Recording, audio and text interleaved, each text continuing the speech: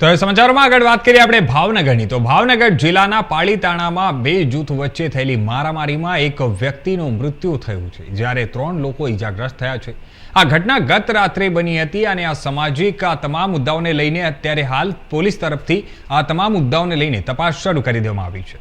અને હવે સમાચારોમાં આગળ વાત કરીએ આપણે અરવલ્લીની। તો અરવલ્લી જિલ્લા ભાજપ કાર્યાલય શ્રી કમલમ ખાતે અવિરત 12 વર્ષ વિશ્વાસ, વિકાસ અને જનકલ્યાણના વિષય ઉપર પત્રકાર પરિષદ યોજવામાં આવી હતી। અરવલ્લી જિલ્લા ભાજપ પ્રમુખ ભીખાજી ઠાકોરના અધ્યક્ષ સ્થાને જિલ્લા ભાજપ કાર્યાલય શ્રી કમલમ ખાતે એક વિશેષ પ્રેસ કોન્ફરન્સનું આયોજન કરવામાં આવ્યું હતું।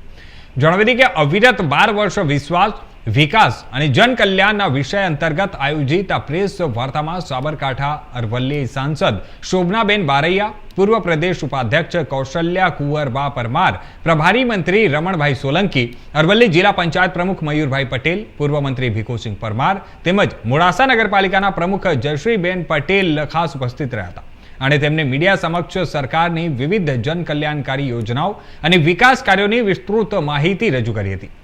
અરવલ્લી જિલ્લા ભાજપના મીડિયા કન્વીનર રાકેશ પટેલ દ્વારા ત્યાં સફળતાપૂર્વક આયોજિત આ પત્રકાર પરિષદમાં જિલ્લાના તમામ પ્રિન્ટ મીડિયા અને ઇલેક્ટ્રોનિક મીડિયાના પત્રકારો ઉપસ્થિત રહ્યા હતા।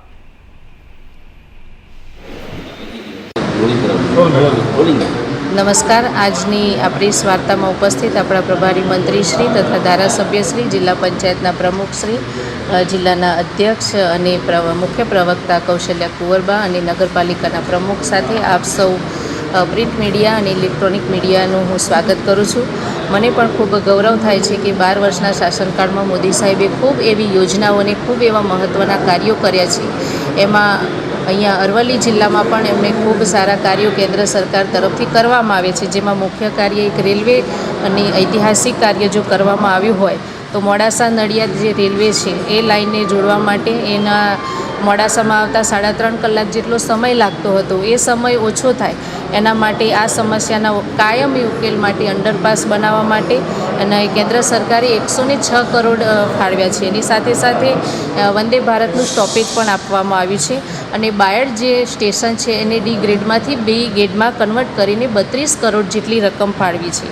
આ સાથે આગામી સમયમાં એ પણ ખૂબ મોટી આપણા માટે ખુશ ખબર છે કે વર્ષના વિશ્વાસ, વિકાસ અને જલ કલ્યાણના કામોનો જે 12 વર્ષમાં કામ થયા છે એના અનુસંધાને અરવલ્લી જિલ્લાની આ પ્રેસ કોન્ફરન્સમાં આપણા પ્રભારી મંત્રી આદરણીય રમણભાઈ સોલંકી સાહેબ, સાથે જ સાંસદ શોભનાબેન બારૈયા, અમારા પ્રદેશના વક્તા કૌશલ્યા કુંવરબા, ધારાસભ્ય ભીખુસિંહજી, જિલ્લા પંચાયતના પ્રમુખ ભાઈ શ્રી મયુરભાઈ, અમારા નગરપાલિકાના પ્રમુખ જયશ્રીબેન અને અમારા સહોદ્દેદારો અને પત્રકાર મિત્રો, આપ સર્વેને હું અરવલ્લી જિલ્લા ભારતીય જનતા પાર્ટીથી આવકારું છું, હાર્દિક સ્વાગત કરું છું। આજની આ પ્રેસ વાર્તા છે એ કેન્દ્ર સરકારની યોજનાઓ જે મોદી સાહેબે 12 વર્ષ સુશાસનને જે કાર્યો કર્યા છે એની પ્રેસ થવાની છે। હું આશા રાખું કે આ પ્રેસના માધ્યમથી કે અમારી છેવાડાના માનવી સુધી પહોંચવાની યોજનાઓ છે એ પ્રજા સુધી આપ પ્રેસ મીડિયા માધ્યમથી પહોંચાડો એવી હું આપ પાસે આશા રાખું છું। અસ્તુ।